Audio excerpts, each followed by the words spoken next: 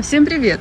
Ребята, а вы знали, что у нас в Австралии существует такая традиция, когда люди 2 раза в год имеют право выбросить свою утварь тяжелую, которая не лезет в обычные мусорные баки.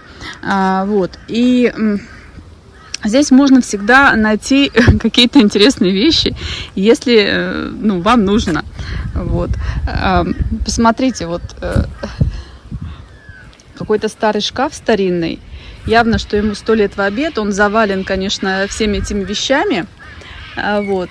Не буду его разбирать, но по дереву видно, что он очень старый.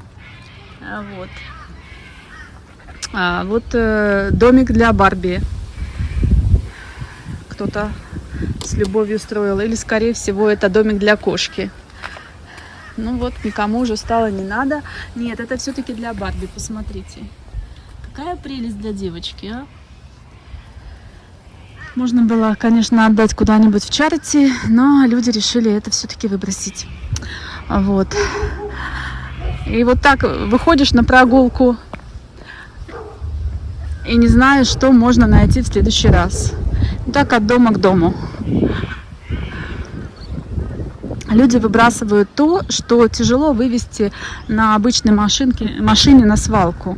Нужно заказывать какую-то большую машину, это стоит денег, а это бесплатно.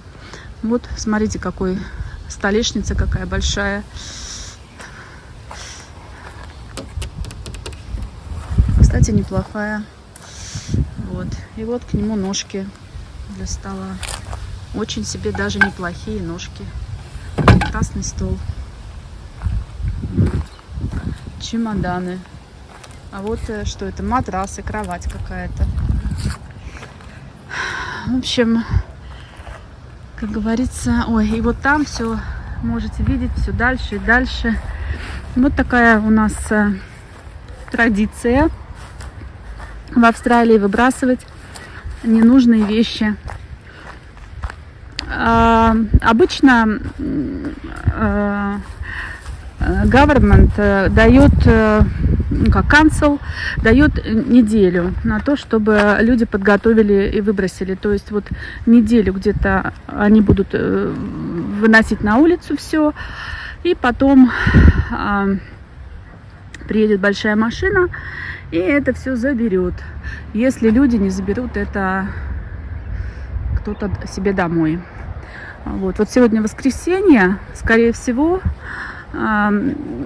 наверное, заберут уже завтра-послезавтра, потому как обычно дают неделю, но люди не любят, чтобы целую неделю около дома стояли такие крупные вещи, поэтому обычно выносят в воскресенье, чтобы долго не стояло. Ну и дождь бывает, все размокает, и вид такой около дома не совсем презентабельный, скажем, особенно если дом какой-то очень богатый, дорогой, то не престижно это выбрасывать вещи. Ну, посмотрите, мебель какая. Вот. Думаю, что у нас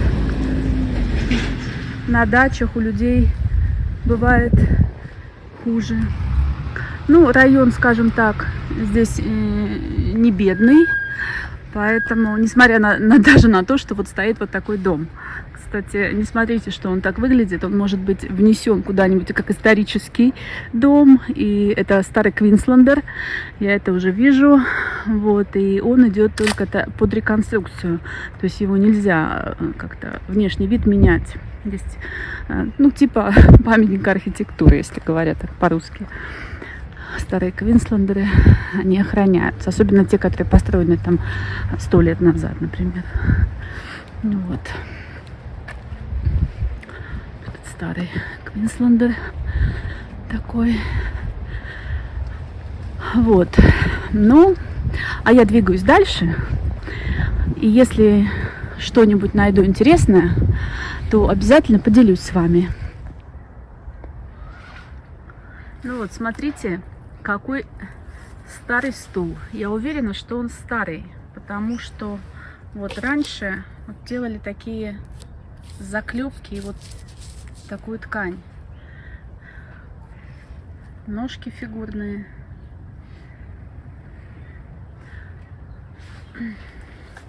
Ну, это для любителей реставрировать мебель. В принципе, он очень даже неплохой кондиции. Вот. Но требует реставрации. Вот. Тумбочки. Вот какой-то там коврик. Паласик старенький. Ну, в общем, что еще у нас тут есть? Кстати, вот дом выставлен на аукцион. Соответственно, люди выбрасывают, видно, старое что-то из дома. Вот старые рамы. Я вижу, что вот это вот стеклянное что-то, это вот прям вот старые-старые двери. Ну, конечно, уже все в таком состоянии, убитом. Вот. Едем дальше.